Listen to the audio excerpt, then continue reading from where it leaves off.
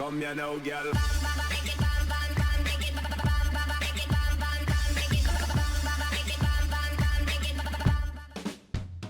Hello and welcome to What's Map, your one-stop shop for everything workshop. I'm BonBonB and you're very, very welcome.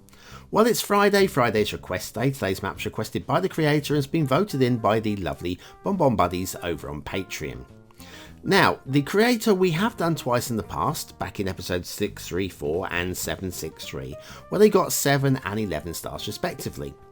Today's map is a real-life location in Norway and it is rugged, which means it's not going to suit absolutely everybody watching the show today. It's not a bad map, it doesn't shine, but it's not a bad map at all, so some of you might just like it. But before we go on and review the map, just one little daily reminder to get out of the way.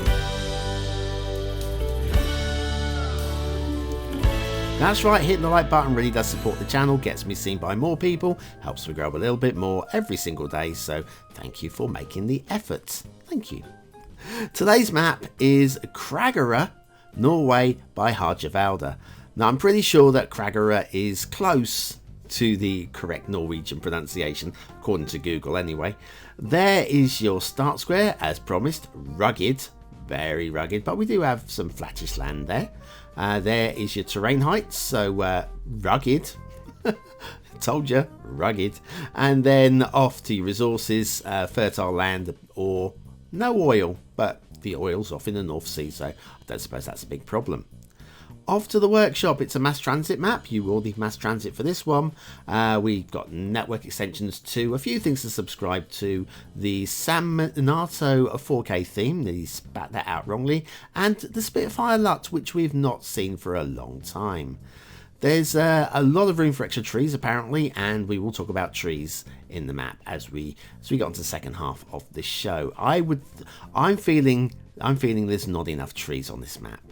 There's a lot of trees, but not enough. That's my shout anyway. So anyway, Krageroe. It's southern coast of Norway. Somewhere between, we've done Kristiansand a little while ago. And this is sort of midway-ish between that and Norway. So we're along that bottom coast. Kind of like we get a lot of maps of, oh hello, nice little vanilla bridge there. Nothing to moan about with that, is there really? Yeah, we've had a spell of maps along the where are we? The rolling hills of Dakota and West Virginia and all that sort of stuff.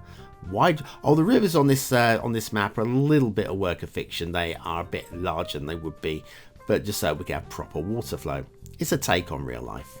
But yes, we seem to be have covered most of West Virginia. I don't know why I said Dakota. I didn't mean Dakota. West Virginia, anyway. Anyway, so we've done that, and we've got a lot on the south coast of Norway as well. So we're covering most of the world now. We're covering most of it. We pretty much, well, we've got a lot to do. We've still got a lot of the world to cover, and a lot of fictional locations to cover as well. There's not really, I'm not talking too much about the map at the moment because there's not really that much to say. The standards are pretty reasonable, pretty solid. Nothing really to moan about with these. Are they shining to me, saying these are the best thing? Look at this water under this. It looks like it should leak through here, doesn't it? But it doesn't. And that's fine. That's fine. Nothing wrong with that. I like the road over rail look as well. That's an interesting little aesthetic going on there. Yeah, there's not really too much to say. Right, coming up, this is the intersection now. Pretty much what the whole map hangs on, really. Is a little bit slow on traffic, but this is not going to be a big city build. The land isn't that accommodating to a big city build. But yeah, we've got the traffic is flowing. It is. It's just a little bit stop-start, but only because, well, it's a give way line, so traffic is going to give way. Okay, we're going to follow off this direction towards the start square now. National roads and all that. And again, there's no problems with it. I just look at this and I think, does this shine as being a 5-star or a 4-star road? I mean, it's definitely not a 2-star road. It's probably a very high 3-star. Is it 4? I don't know. It's just, what does it need to do to be a 4th star? And I don't really know what the answer to that is. It just doesn't. This road is okay. It's great. There's no problems with it. Arguably, maybe on another day, it might. I don't know. I just don't know. I don't know anymore. I've seen too many maps. Anyway, roundabouts. Look, the foliage is actually staying off of the road. Well, it's on the road a little bit there, but it's not actually on the highway. I'm okay with that. Anyway, rail over road, and that seems to be sort of okay. We'll have a look at the rail in a minute, just to get that out of the way. Now we really are on the final stretch as we pull away from the railway, and we're moving our final stretch towards that start square and the excitement of our city build across the bridge here. Love the colours of the water in the San Miniato theme as well, and the Spitfire LUT. We don't see very much of the Spitfire LUT these days, and it's a good solid LUT. Easy to forget about the Spitfire LUT, isn't it really? Down here we've got another roundabout, and we are now on the final stretch. We're going to go straight on. You can already see the asset up ahead. The asset of the day. It's a beauty. Again, a beauty by one of those creators that just can't stop producing beautiful assets. Anyway, along here, and if we take a little spin around and pull back, you'll see a little bit of the start square, what you'll be playing with, and then we'll do that little close-up. What is that building anyway? What is it? Okay, it's a chance to get another pronunciation wrong. Okay, it's a Benauge, I do believe. Benauge Fire Station by LordGruny in the Bordeaux area of France. Now, in the actual asset, there are 2 fire stations. One which is more of a big city fire station, and this is more of a small town fire station. I love the little training area as well. The training tower is rather quite nice as well. And I seem to have lost my page in the factoids book. Factoids because factoids. Oh, this is silly. I've got it. Don't worry, I found it.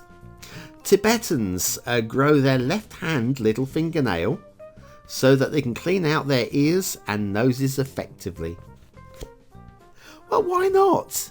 I mean, cotton buds are soon to become a thing of the past, what with environmental things. We should be using our fingernails, so grow your fingernails, guys. Clean out your nose and your ears effectively with them, like the Tibetans. Be like a Tibetan today. Benauge Fire Station by LordGruny, today's asset of the day. That's a good one, isn't it? And if you wanted a bigger fire station, like I say, subscribe to the 1-pack and you'll get both fire stations. You have 2 different fire stations in your city at the same time. Love it. Very nice. Anyway, where were we? We're heading up here towards another roundabout. I can't remember. We're going left or right here. I think we go right here. Let me pull back a little bit. Pretty sure we go right. If we go left, I'm pretty sure that is a oh no, hang on, no, we are going left. What was right? Right was a dead end, wasn't it? Oh, I don't know. Hang on, we've got another roundabout here. So many roundabouts in Krageroe. Yeah, we're going right this time. Left on this one takes us down to a little industrial area, a real life location as well. It's not been done like for like, but it's the whole map is a nod to this particular zone. I've had a little look down at Google Earth at this particular town, and we are now entering the town area. This, although this isn't the start square, this is where the real life town is, and it is built on hills. It is rugged. There are sides of houses clipping in real life. It's all very exciting. This is not bad. This is not bad at all. Yes, I'd like a little bit more build plane down here. Of course I would. But we are talking about a real life thing, so I guess we've got to work with what we've got to work with. Anyway, that is where the town of Krageroe would be, and we'll have a look over the opposite side when we do the second half of the show. Okay, let's head back to here, because this is where the rail dead ended. So we'll have a little look at this. It's a little bit uppy downy. In terms of the game, it's fine. You may also notice no catenaries. This is my fault. I'm sorry. I apologise. It does let Harjawalder off the possibility of any catenary issues. But yes, with yesterday's map and the railways mod, and I enacted the no catenaries, or the catenary replacer mod, and I forgot to deactivate it, and I can't. For reviewing a map, I'm not that worried about it. I'm almost tempted to leave them switched off, but then those of you who want catenaries on their maps will be moaning that they haven't got them, so I should really oblige by having them on every map, really, shouldn't I? Where were we? Rail. Yeah, a little bit uppy downy, but it's not bad. It's not bad. It's yeah, you can see we're going downhill a little bit here, but it's not too steep. And then across the water here, and then it's not too bad again over here. And we've got no trees on the line, which is a nice thing to see for a change. We've had a lot of trees on the lines lately, haven't we? We sure have. Down here, past the tree here, and there's another tree over here. We'll talk about trees in a minute. There needs to be more trees on this map, I feel. Anyway, that's about it. Off towards the fog, which means it's time for a short intermission. I'll see you on the other side with the shipping forecast. Do your cul-de-sacs look like this? Do you want them to look like this? Then you need the beginner's guide to the perfect cul-de-sacs by BonBonB. Click the information button now.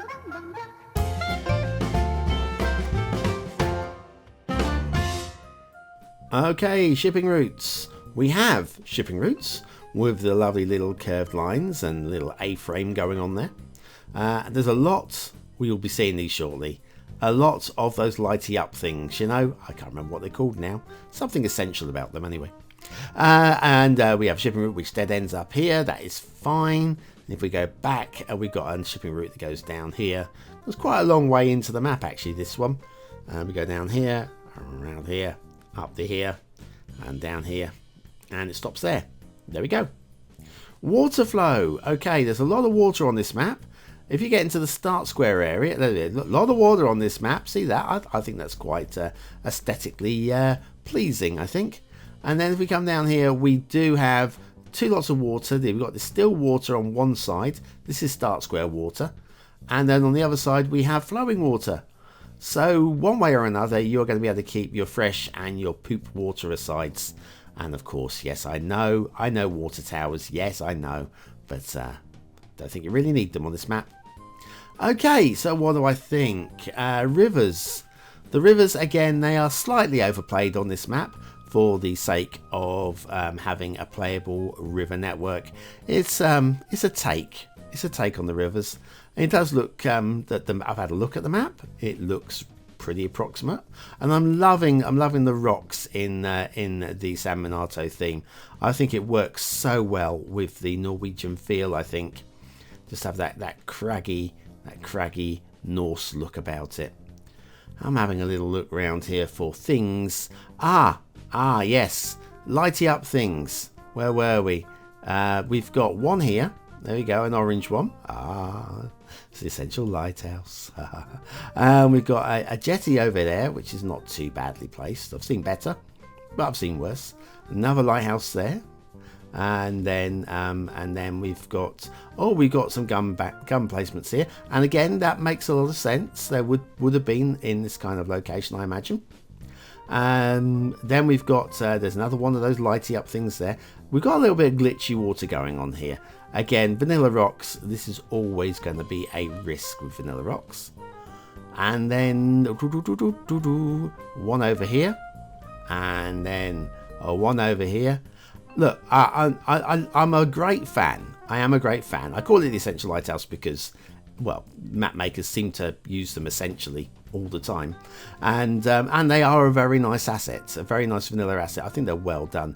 Oh, we have down here, we have everybody's favorite factory. There it is. This is a real life quarry. It's a bit bigger, I think, in real life, and we've got it's the glory hole. Lovely. So yes, there's a lot going on, but I think there's been overplay on lighthouses. Maybe there are that many lighthouses in this area. I don't know, but I'm assuming it's just maybe a bit creative. We've got buildable areas like this, not flat really, are they? Not super flat. So if you are a player that really does like to have that super flat land, this is not going to be one for you. Got a little bit of detailing with the odd farm dotted around. that I don't really buy into, but I guess it adds a bit of colour to the map that there may have been missing previously without. I mean, this little farm here, I don't really buy into the field which is split over the... I mean, yeah, there's nothing wrong with it, really. Nothing that the bulldozer won't fix anyway. So, yeah, this is about it. I mean, it is what it is. It's a craggy, Norwegian map that needs a lot more trees. This is a heavily forested area, and I wouldn't suggest covering the entire map with trees, but picking zones and saying, look, this is a heavy forest area, and going absolutely potty. And yeah, we've got, well, we're only used about, where are we, 30% of the available trees, something like that. You could have gone a little bit crazy in places, I think. But anyway, what do you think of the map? Is it a 1-star map? Is it a 5-star map? Is it somewhere in between? Your vote really does count. We use it at the end of the month in the Viewer's Choice Top 10. Will this be one of the top 10 maps of the month? Only you, and I mean you, can decide. What do I think?